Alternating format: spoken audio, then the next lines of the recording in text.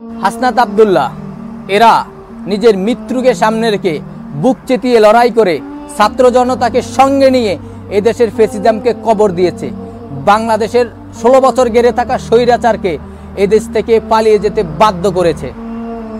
যাদের উছিলাই, এই ছাত্র জনতার উছিলাই মুক্ত বাতাসে আজকে যারা আছেন, বড় বড় রাজনৈতিক দল বক্তব্য দিয়ে থাকেন, আপনারা তখন কোথায় ছিলেন? ওই 14 শিখের কারাগারে বন্দী ছিলেন। এদের উছিলাই আপনারা মুক্ত হয়েছেন। সুতরাং এদেরকে নিয়ে দেশকে এগিয়ে নিয়ে যান, এদেরকে নিয়েই আপনাদের চলতে হবে।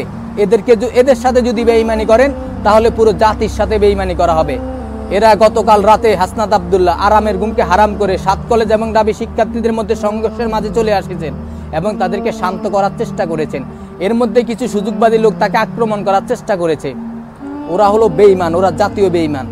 ওদেরকে ছাড় দেওয়া উচিত নয়। ওদেরকে ছাড় দিলেই ওরা ঘাড়ের উপর উঠে ঘাড় মটকে দেওয়া